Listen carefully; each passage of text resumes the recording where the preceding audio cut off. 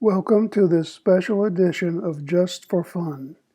Today we're going to start with a presentation, and I've kind of called it Just for Wi-Fi, the good, the bad, and the ugly. The objective today is to give you an idea of how Wi-Fi works and some of the things that we can do here at the Spires to improve everybody's Wi-Fi experience. The overall summary for those of you with a kind of a short attention spans is that the good is, well, there's no wires. And that's very good, particularly in our existing environment where we don't like to poke holes through our ceilings or walls or floors. The bad side of Wi-Fi is that it's slower than wired. However, that's really not too bad because it's really much faster than any of us need for any practical applications. The ugly side is the one that I'm most concerned about, and that is that Wi-Fi is subject to signal interference. And we'll spend a good deal of time today talking about signal interference and some things that we can do individually and jointly to reduce that. We live in a high-density residential environment, and as a result, there are a number of things that we have to deal with. That's just a nature of the beast for where we have chosen to live. And among those issues are things like sound. And you might happen to have a neighbor that chooses to turn that television set just as loud as possible.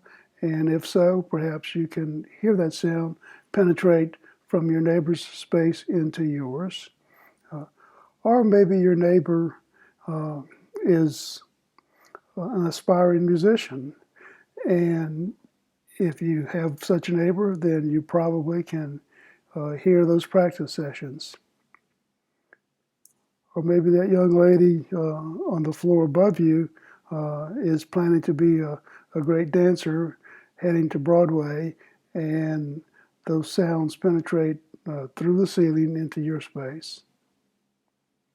Other types of things that we can deal with are aroma. Your next door neighbor might be that top chef.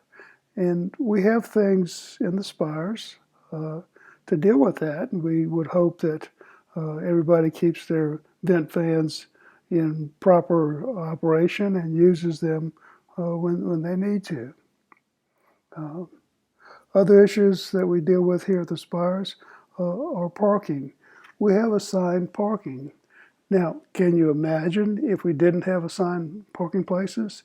We might have a situation that we see down here where things are rather chaotic. So all of these are things that we need to deal with here at the Spires, and we do, I think, a very good job at cooperating. Now, the next thing, and really the topic today, is Wi-Fi in this high-density environment. Look, when the building was built some 30 plus years ago, sound and aroma and parking were issues. Wi-Fi is a relatively new one. And so let's see what happens with Wi-Fi in this high-density environment. Now, Wi-Fi is really just a radio. The radio signal is being transmitted between a small transmitter and a small receiver. And however, unlike sound that we can hear and aroma that we can smell and parking that we can see, our human senses don't let us detect these radio signals. However, we can measure them. In fact, our standard laptop computers have the abilities of measuring the signal strength. And the diagram that you see now is a floor plan of a standard two-bedroom unit here. And the various colors show the signal strength of the Wi-Fi signal throughout the space. We're going to come back to these in more detail toward the end of the presentation, but I want you to understand that an important part of what we've done is to do some actual measurements so that we can understand how things are working within our building and things that we can do to improve that. Now let's take a look at the overall presentation. We're going to start out with the big picture, looking at the internet and SpiresNet, just by way of review.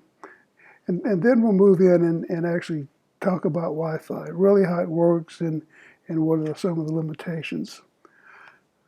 Prior to this project back in January, we spent some time measuring signals within the building and did what I'm calling as a Wi-Fi survey, and we'll talk about the results of that survey, which then guides us toward an action plan that we would suggest for everyone that will help us reduce interference by looking at also some alternatives and including in that the option of changing the Wi-Fi access point. Finally, we'll go into a Q&A session, and then what everybody came for today is the hot dog social that